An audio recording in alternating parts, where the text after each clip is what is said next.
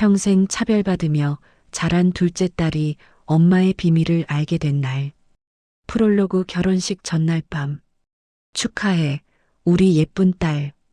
엄마의 그 말을 듣기 위해 31년을 기다렸습니다.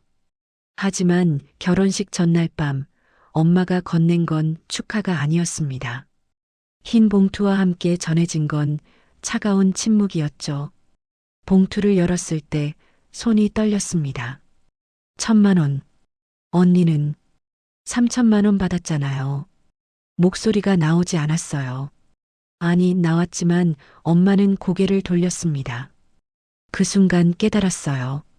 결혼식 날에도, 제 인생에 가장 행복해야 할 날에도 저는 역시 덜 사랑받는 딸이었다는 걸. 챕터 1 어린 시절. 도시락 뚜껑을 여는 순간. 초등학교 3학년 소풍날. 유나야, 너네 언니 도시락 좀 봐. 와, 진짜 엄마 최고시다. 이렇게나 많이. 언니 좋겠다. 친구들이 언니 주위로 우르르 몰려갔습니다. 언니의 도시락 뚜껑이 열리는 순간 와 하는 탄성이 터져 나왔어요. 알록달록한 소세지꽃, 반짝이는 소고기장조림, 노란 계란말이, 방울토마토까지 마치 백화점 식품 코너 샘플처럼 화려했죠. 야, 너희 집 부자구나. 대박, 진짜 맛있겠다. 언니는 싱긋 웃으며 자랑스럽게 도시락을 펼쳐 보였습니다. 그리고 제 차례가 왔습니다. 저는 최대한 천천히 아무도 안 볼 때 몰래 열고 싶었어요. 하지만 친구 하나가 제 도시락을 낚아챘습니다. 유나 것도 보자. 뚜껑이 열렸습니다. 침묵. 볶음김치 한 귀퉁이, 김 몇 장, 그리고 찬밥. 너희 집 언니랑 동생이랑 도시락 왜 이렇게 달라? 얼굴이 화끈거렸습니다. 나 김치 좋아해서. 난 고기 안 좋아하거든. 그래서 엄마가 그러신 거야. 거짓말이 입에서 튀어나왔어요. 그날 점심 저는 도시락을 한 입도 먹지 못했습니다. 숨이 막혀서. 그날 밤 집으로 돌아와서 엄마, 나도 다음엔 소고기 반찬 넣어줄 수 있어? 조심스럽게 물었습니다. 엄마는 설거지하던 손을 멈추지도 않았어요. 넌 김치 좋아하잖아. 아니, 사실은 넌 언니처럼 입이 까다롭지 않아서 다행이야. 동생은 원래 그런 거야. 그게 끝이었습니다. 그날 밤 이불 속에서 한참을 울었어요. 동생은 원래 그런 거라고? 겨우 2살 차이인데? 챕터 2 백화점과 재래시장의 거리. 초등학교 6학년 어린이날. 언니, 백화점 간다. 유나는 할머니 댁 갈래? 엄마의 목소리는 늘 언니를 부를 때만 밝았습니다. 나도. 같이 가면 안 돼? 너는 할머니가 보고 싶대잖아. 착하지? 착한 게 아니었어요. 선택권이 없었던 거죠. 할머니 댁에서 돌아온 날 저녁. 언니는 새 원피스를 입고 방방 뛰고 있었어요. 연한 핑크색 원피스, 레이스 달린 하얀 양말, 리본이 달린 구두까지. 유나야, 너도 줄 게 있어. 엄마가 건넨 건 큰 쇼핑백이었습니다. 가슴이 뛰었어요. 나도? 나한테도? 열어보니 언니가 작년에 입던 옷들이었습니다. 언니가 많이 컸잖아. 이제 이거 내가 입으면 딱이겠다. 새 옷에 택을 떼는 순간의 그 느낌을 저는 모릅니다. 평생 한 번도 경험해 본 적이 없으니까요. 중학교 1학년 체육복 사는 날. 엄마, 체육복 사야 해. 학교에서 공지 왔어. 언니와 저는 동시에 말했습니다. 그래, 언니 거 사러 가자. 유나는 저도 사야 해요. 중학교 올라가면서 새로 사야 한대요. 유나야, 언니 체육복 물려받으면 되잖아. 2년밖에 안 입었어. 그건 고등학교 거라 달라요. 똑같아. 아껴 써야지. 언니는 물려줄 사람이 없으니까 새로 사는 거고. 그날도 저는 언니의 낡은 체육복을 받았습니다. 이름표를 떼어내고 얼룩진 부분을 손빨래로 문질렀습니다. 친구들 앞에서 이거 언니 거 물려받은 거야 라고 먼저 말했어요. 창피해서가 아니라 미리 말해야 놀림을 덜 받으니까요. 챕터 3 용돈 봉투의 무게. 매달 첫째 주 일요일. 우리 집의 용돈 날이었습니다. 아빠가 식탁에 앉아 봉투 2개를 꺼냈어요. 언니, 2만 원. 유나, 1만 원. 왜요? 처음으로 물었던 중학교 2학년 어느 날이었습니다. 언니는 고등학생이니까 돈 더 들잖아. 저도 중학생인데. 중학생은 덜 들어. 참, 너 용돈 아껴 쓰는 거 보기 좋더라. 칭찬이 아니었어요. 넌 적게 받아도 불평 안 하니까 다행이야라는 뜻이었죠. 그 돈으로 언니는 친구들과 떡볶이도 사 먹고 문구점에서 예쁜 펜도 샀습니다. 저는 한 달에 한 번 편의점에서 1,000원짜리 아이스크림을 사 먹는 게 전부였어요. 고등학교 2학년 수학여행비. 엄마, 수학여행비 내야 해. 30만 원. 언니가 말했습니다. 알았어. 엄마가 넣어줄게. 다음 날 바로 입금됐어요. 일주일 후 제 차례였습니다. 엄마, 저도 수학여행비. 얼마? 30만 원요. 이번 달은 좀 빠듯한데. 다음 달에 줄게. 다음 달이면 늦어요. 그럼 할머니한테 부탁해봐. 결국 저는 할머니께 손을 벌렸습니다. 할머니는 쌈짓돈을 꺼내시며 한숨을 쉬셨어요. 내 엄마는 왜 항상 너한테만 그러는지 모르겠구나. 유나야, 힘들면 할미한테 오거라. 할미가 챙겨줄게. 아이고, 할머니도 아셨던 겁니다. 모두가 알고 있었지만 아무도 말하지 않았던 우리 집의 비밀. 저는 사춘기가 유난히 힘들었습니다. 이미 어린 시절부터 학습된 덜 사랑받는 딸이라는 자각은 10대의 예민함과 만나 폭발적인 슬픔을 만들어냈습니다. 나는 이 집 자식이 맞나? 매일 밤 이불을 뒤집어 쓰고 울면서 이 질문을 스스로에게 던졌습니다. 언니에게만 밝은 엄마의 목소리, 언니에게만 맛있는 반찬, 언니에게만 향하는 따뜻한 시선. 모든 것이 저를 이 집의 이방인으로 만들었습니다. 혹시 내가 업둥이일까? 아니면 엄마가 새엄마라서 나만 미워하는 걸까? 가끔은 인터넷에서 입양아 특징 같은 걸 검색해 보기도 했습니다. 제가 엄마의 배 아파 낳은 친딸이 아니라는 결론이 내려지면 이 모든 차별과 슬픔이 그나마 논리적으로 설명될 수 있을 것 같았어요. 저를 미워하는 엄마를 원망하는 것보다 제가 친딸이 아니라는 사실을 받아들이는 게 더 쉬울 것 같았습니다. 어느 날은 정말 심각하게 가출을 생각했습니다. 이 집에서는 어차피 나를 찾지도 않을 거야. 내가 없어져도 언니만 있으면 엄마는 행복하겠지. 옷까지 몇 벌을 가방에 넣고 현관문 앞에 선 적도 여러 번이었습니다. 하지만 문고리를 잡을 때마다 저를 묶는 것은 엄마의 마지막 한마디였습니다. 넌 원래 착하잖아. 이 말이 저를 붙잡았습니다. 이 집을 떠나면 착한 딸이라는 칭호를 영원히 잃을 것 같았습니다. 엄마가 원하는 착한 딸의 모습, 즉 불평하지 않고 적게 받아도 괜찮으며 언니를 위해 희생하는 딸의 역할에서 벗어나면 엄마는 저를 더 미워할 것 같았어요. 그래서 저는 다시 방으로 돌아왔습니다. 그리고 더 열심히 착한 아이 연기를 했습니다. 엄마의 눈을 피해 울고 언니의 낡은 옷을 입으며 웃었습니다. 그럴수록 제 속은 골마 같지만 엄마의 눈에는 제가 말 잘 듣는 둘째로 보였습니다. 그게 제가 이 집에서 살아남는 유일한 방법이라고 생각했습니다.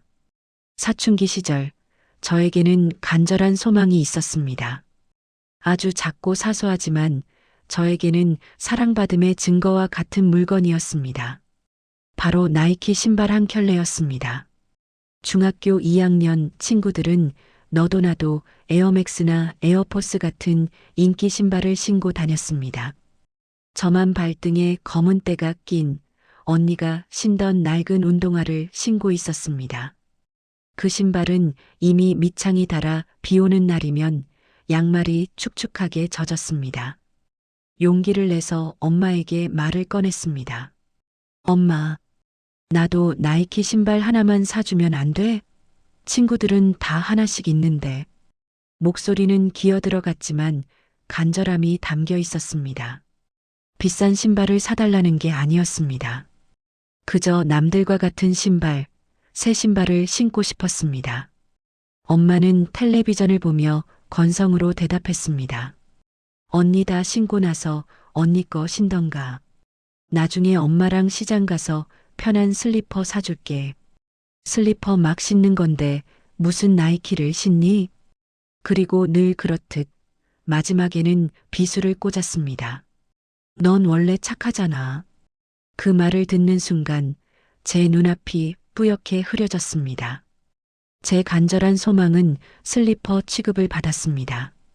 언니는 한 번도 제게 물려줄 수 없는 새 신발을 사 신었으면서 저는 언니의 헌 신발을 기다리거나 시장표 슬리퍼에 만족해야 한다는 거였습니다.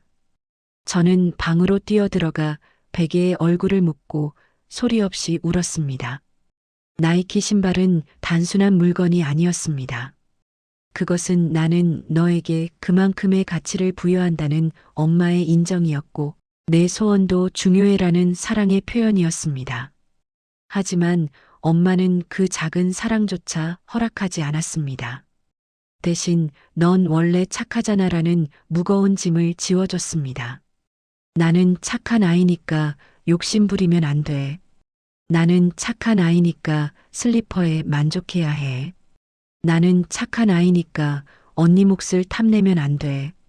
이런 자기 세뇌를 통해 저는 스스로의 감정을 억누르는 법을 완벽하게 익혔습니다. 사춘기의 반항은 그렇게 좌절되었고 저는 더 깊은 우울과 소외감 속으로 침잠했습니다. 저녁 식사 시간. 언니, 이거 먹어봐. 엄마가 특별히 해봤어. 엄마는 언니 앞에 갈비찜을 한 점 더 얹어주셨습니다. 유나는 많이 먹으면 살찐다. 적당히 먹어. 저는 언니보다 OK주의나 가벼웠는데도요. 근데 언니는 더 먹어도 돼요?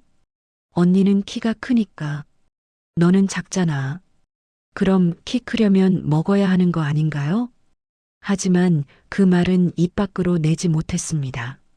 고등학교 졸업날, 언니가 대학에 붙었을 때 엄마는 미역국을 끓이고 케이크를 사오셨어요.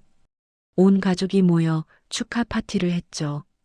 제가 대학에 붙었을 때는요? 그래, 잘했다. 저녁 뭐 먹을래? 그게 전부였습니다. 케이크는커녕 미역국도 없었어요. 엄마, 나도 케이크. 케이크는 돈 낭비야. 어차피 곧 생일 아니니? 제 생일은 3개월이나 남아 있었습니다. 그리고 그 생일날도 케이크는 없었죠. 챕터 5 생일의 저주. 제 생일날마다 반복되는 풍경. 언니 생일 축하해. 엄마가 아침부터 미역국 끓였어. 언니 생일 아침은 늘 이렇게 시작됐습니다. 온 가족이 언니를 위해 생일 축하 노래를 불렀고 아빠는 용돈 봉투를, 엄마는 선물을 건넸어요. 케이크에 초를 끄는 언니의 얼굴은 세상에서 가장 행복해 보였습니다. 하지만 제 생일날은 달랐습니다. 아침에 일어나면 미역국은 없었어요. 엄마, 오늘 내 생일인데. 아, 맞다. 축하해. 그게 끝. 선물도 케이크도 축하 노래도 없었습니다. 가장 이상한 건 엄마의 표정이었어요. 제 생일날마다 엄마는 하루 종일 먼 곳을 바라보셨습니다. 창밖을, 벽을, 아무것도 없는 허공을. 눈에는 눈물이 고여 있었어요. 13살 생일날. 더 이상 참을 수 없었습니다. 엄마, 왜 내 생일에는 미역국도 안 끓여줘요? 왜 축하도 안 해줘요? 나도 엄마 딸이잖아요. 왜 언니랑 나를 이렇게 다르게 대해요? 엄마는 한참을 멍하니 저를 보시더니 미안하구나. 그리고 방으로 들어가셨습니다. 그날 밤 엄마 방에서 울음소리가 들렸어요. 미안해. 정말 미안해. 누구에게 하는 말인지도 모를 사과가 새벽까지 이어졌습니다. 챕터 6 대학 등록금의 비밀. 대학 입학. 언니 등록금은 전액 지원해 줄게. 공부 걱정 말고 해. 엄마의 말에 언니는 환하게 웃었습니다. 제 차례가 왔습니다. 유나, 너는 반액은 학자금 대출받아. 내가 나중에 갚아. 왜요? 2명 다 전액 대주기는 힘들잖아. 언니가 먼저니까. 먼저라는 이유로 언제나 저는 뒤였습니다. 결국 저는 4년 내내 아르바이트를 했어요. 편의점, 카페, 과외. 학비를 벌기 위해 밤낮 없이 일했습니다. 언니는 그 시간에 동아리 활동을 하고 친구들과 여행을 다녔죠. 졸업할 때쯤 학자금 대출 잔액 2,400만 원. 매달 갚아야 할 금액을 보면서 눈물이 났어요. 나는 태어날 때부터 빚쟁이였나? 챕터 7 결혼 준비, 그리고 마지막 차별. 31세, 결혼이 결정됐습니다. 사랑하는 사람을 만났고 그가 청혼했어요. 축하해, 유나야. 엄마는 그렇게 말했지만 표정이 어두웠습니다. 엄마, 언니 결혼할 때 축의금 얼마 주셨어요?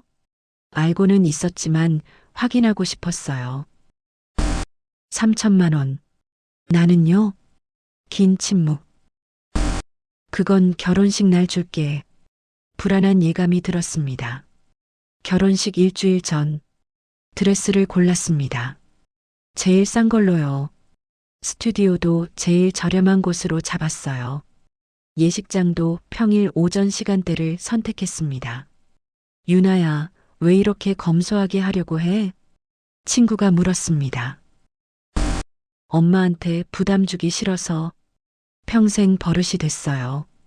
부담 주지 않기, 적게 받기, 불평하지 않기. 결혼을 준비하면서도 저는 마지막까지 이 집의 덜 중요한 구성원임을 스스로 증명했습니다. 웨딩드레스 샵에서 가장 저렴한 드레스를 고른 날, 샵 매니저가 의아한 눈으로 물었습니다. 신부님, 이 라인은 보통 가볍게 야외 촬영용으로 많이 보시는데 본식 드레스로는 다른 것들도 한번 보시는 게 어떠세요? 저는 애써 웃으며 말했습니다.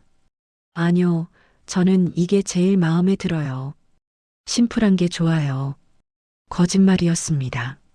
저는 화려한 벨라인 드레스를 입고 싶었습니다. 하지만 엄마에게 이거 비싸지 않아요? 라는 말을 듣고 싶지 않았습니다. 언니는 당시 가장 유행하던 수입 드레스를 입었지만 저는 그럴 자격이 없다고 느꼈습니다. 예식장을 평일 오전으로 잡은 것도 마찬가지였습니다. 언니는 가장 비싼 시간대인 골든 아워 토요일 점심에 결혼했지만 저는 엄마에게 최대한 돈이 덜 드는 딸이고 싶었습니다. 이 모든 선택은 사실 제 의지라기보다는 31년간 학습된 생존 방식이었습니다. 최소한의 것을 요구해야만 비로소 허락받을 수 있다. 나는 언니 몫의 3분의 1만 받아도 감사해야 한다. 결혼식 전날 밤 엄마가 건넨 1,000만 원짜리 봉투를 보며 터져나왔던 눈물과 분노는 사실 그동안 억눌려왔던 나이키 신발 한 짝에 대한 서러움, 찬밥 도시락에 대한 굴욕감, 언니의 헌 옷을 물려 입던 수많은 날의 슬픔이었습니다. 엄마, 저 사실 제가 진짜 딸이 아닌 거 아니에요? 혹시 입양됐어요? 아니면 이 질문은 저의 평생의 의문이었습니다. 제가 이 집에서 차별받는 이유를 설명해 줄 유일한 가설이었으니까요. 엄마가 그토록 외면했던 진실이 이 절규와 함께 터져나오게 된 것입니다. 그리고 그 진실은 차별받던 저보다 훨씬 더 무거운 죄책감 속에 갇혀 살았던 엄마의 비밀이었습니다. 결혼식 전날 밤, 엄마가 흰 봉투를 건넸습니다. 손이 떨리고 있었어요. 봉투를 열었습니다. 1,000만 원. 1,000만 원이요? 미안하다, 유나야. 언니는 3,000만 원 받았잖아요. 그건 뭐예요? 똑같은 딸인데 왜 이렇게 달라요? 아빠가 엄마를 말리려 했지만 저는 멈출 수 없었습니다. 어렸을 때부터 궁금했어요. 도시락, 옷, 용돈, 생일, 등록금, 이제 결혼 자금까지. 목소리가 떨렸습니다. 대체 제가 뭘 잘못했길래요? 제가 뭐가 부족해요? 엄마, 저 사실 제가 진짜 딸이 아닌 거 아니에요? 혹시 입양됐어요? 아니면 그게 아니야. 엄마가 처음으로 소리를 질렀습니다. 그리고 그 자리에 무너져 내렸어요. 그게 아니라고. 그게 아니라고. 어깨가 심하게 떨리더니 눈물이 쏟아져 내렸습니다. 챕터 8 31년 만에 밝혀진 진실. 아빠가 엄마를 부축해 소파에 앉혔습니다. 한참을 울던 엄마가 떨리는 목소리로 말했어요. 유나야, 너한테 오빠가 있었어. 세상이 멈췄습니다. 네, 쌍둥이 오빠. 아빠가 떨리는 목소리로 이어갔습니다. 내가 태어나던 날, 너보다 20분 먼저 나온 아들이 있었어. 하지만 그 아이는 엄마가 입술을 깨물었습니다. 탯줄이 목에 감겨서 숨을 쉴 수가 없었어. 의사들이 20분 동안 심폐소생술을 했지만 끝내 살릴 수 없었단다. 머리가 하얘졌습니다. 엄마는 그날 한쪽 팔에는 살아있는 너를, 다른 팔에는 차가워진 내 오빠를 안아야 했어. 엄마의 목소리가 끊어졌습니다. 한 아이는 따뜻했고 한 아이는 너무 차가웠어. 같은 시간에 태어났는데 한 아이는 울고 있고 한 아이는 영원히 울지 못하는데 엄마의 고백. 그날 이후로 엄마는 너를 볼 때마다 내 오빠를 떠올렸어. 내가 웃으면 저 아이도 웃을 수 있었을 텐데 생각했고 내가 자라면 저 아이는 얼마나 컸을까 생각했어. 너를 사랑하면 죽은 아이를 배신하는 것 같았어. 너를 행복하게 해주면 함께 행복하지 못한 그 아이에게 너무 미안했어. 엄마는 울면서 말을 이었습니다. 내 생일날마다 미역국을 끓일 수가 없었어. 그날은 내 생일이면서 동시에 내 오빠의 기일이었으니까 축하 노래를 부를 수가 없었어. 한 아이는 생일을 맞는데 한 아이는 영원히 생일을 맞을 수 없는데 케이크에 초를 불 수가 없었어. 그 아이는 평생 초 한 번 불어보지 못했는데 가장 잔인한 진실. 엄마는 너를 차별한 게 아니야. 엄마는 너를 사랑하지 않으려고 애썼던 거야. 너를 사랑하면 살아남은 아이만 행복한 게 되니까. 새 옷을 사주고 싶어도 저 아이는 평생 옷 한 벌 입어보지 못했는데 생각하면 손이 떨렸어. 맛있는 반찬을 해주고 싶어도 저 아이는 한 번도 밥을 먹어보지 못했는데 생각하면 가슴이 찢어졌어. 그래서 엄마는 내 언니에게 더 많이 줬어. 전통적으로 아들에게 더 많이 주잖아. 살아있었다면 그 아이가 받았을 몫을 언니에게 주면서 마치 그 아이를 달래는 것처럼 착각했어. 하지만 그건 너를 버리는 것과 같았어. 챕터 9 눈물 속의 화해. 저는 그 자리에서 주저앉았습니다. 엄마, 평생 저를 미워한다고 생각했는데, 평생 저를 사랑하지 않는다고 생각했는데, 엄마는 엄마 자신을 미워하고 계셨던 겁니다. 엄마, 저는 목이 메었어요. 저는 평생 엄마가 절 싫어한다고 생각했어요.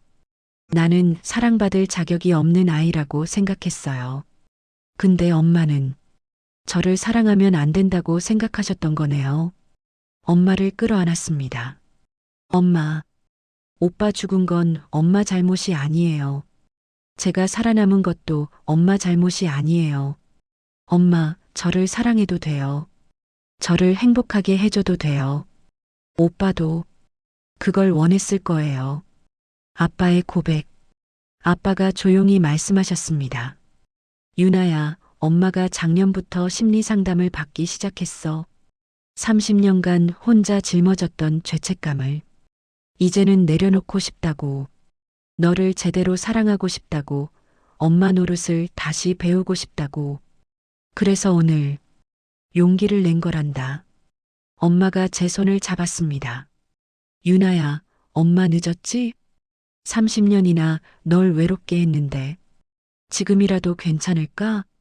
저는 고개를 끄덕였습니다. 엄마, 우리 이제부터 시작해요. 30년 늦었지만 오늘부터 시작하면 돼요. 아빠가 엄마의 심리 상담 사실을 알려주었을 때 저는 비로소 엄마의 침묵과 차별이 저를 향한 미움이 아니라 엄마 자신을 향한 벌이었음을 깨달았습니다. 너를 사랑하면 죽은 아이를 배신하는 것 같았어. 엄마의 이 고백은 30년 동안 저를 괴롭혀왔던 모든 퍼즐 조각을 맞추는 열쇠였습니다. 미역국이 없었던 이유 오빠의 길. 새 옷을 사주지 않은 이유 오빠는 옷 한 벌 입어보지 못했기에. 맛있는 반찬을 피한 이유 오빠는 밥 한 술 먹어보지 못했기에. 그리고 언니에게 더 많이 준 이유 살아있었다면. 아들에게 줬을 몫을 대신 채워주려는 무의식적인 보상 심리. 그 모든 차별은 오빠에 대한 엄마의 생존자 죄책감이 뒤틀려 저에게 투사된 결과였습니다. 저는 엄마의 사랑을 받지 못한 딸이 아니라 엄마의 트라우마가 만들어낸 희생양이었습니다. 엄마, 오빠 죽은 건 엄마 잘못이 아니에요. 제가 살아남은 것도 엄마 잘못이 아니에요. 이 말은 엄마에게 해주는 말이면서 평생 왜 나만이라고 자책했던 저 자신에게 해주는 말이기도 했습니다. 엄마의 30년 죄책감은 오늘에서야 비로소 제가 30년간 짊어졌던 사랑받을 자격 없음이라는 짐을 내려놓게 해줬습니다. 이제야 저는 이 집의 이방인이 아니라 엄마의 아픔을 함께 겪어낸 진짜 딸이 된 기분이었습니다. 챕터 10 새로운 시작. 결혼식은 한 달 연기했습니다. 엄마와 저는 함께 상담을 받기 시작했어요. 상담사 선생님은 말했습니다. 상실을 겪은 부모가 남은 자녀를 사랑하지 못하는 건 드문 일이 아닙니다. 생존자 죄책감이라고 해요. 본인이 살아남은 것에 대한 죄책감. 어머니는 딸을 사랑함으로써 죽은 아들을 배신한다고 느꼈던 거예요. 엄마는 매 회기마다 울었습니다. 하지만 점점 그 눈물의 의미가 달라졌어요. 죄책감의 눈물에서 해방의 눈물로. 3개월 후 제 생일날 아침에 일어나니 미역국 냄새가 났습니다. 31년 만에 처음이었어요. 거실로 나가니 엄마가 상을 차리고 계셨습니다. 유나야, 생일 축하해. 엄마의 눈에는 눈물이 아니라 미소가 있었습니다. 엄마, 늦어서 미안해. 이제라도 엄마가 제대로 해줄게. 식탁 위에는 케이크도 있었어요. 촛불 31개. 소원 빌어. 평생 이 말을 기다렸습니다. 촛불을 불면서 저는 이렇게 빌었어요. 오빠 그리고 엄마, 이제 모두 행복하게 해주세요. 에필로그 1년 후 결혼식을 다시 올렸습니다. 이번에는 엄마가 직접 드레스를 골라주셨어요. 이게 제일 예쁘다. 이걸로 해. 가격표를 보지도 않으셨습니다. 예식장에서 엄마가 제 손을 잡고 버질로드를 걸었습니다. 엄마가 제대로 못 챙겨줘서 미안했어. 이제는 엄마가 너를 제일 사랑하는 사람이 될 거야. 신랑에게 제 손을 건네는 순간 엄마가 속삭였습니다. 유나야, 행복해도 돼. 엄마가 사랑해. 그리고 미안해. 그 말을 듣는 순간 눈물이 쏟아졌습니다. 평생 듣고 싶었던 말. 너는 행복해도 돼. 그리고 지금 엄마는 매달 제게 전화를 합니다. 유나야, 오늘 뭐 먹었어? 잘 지내? 엄마가 반찬 만들었는데 가져갈래?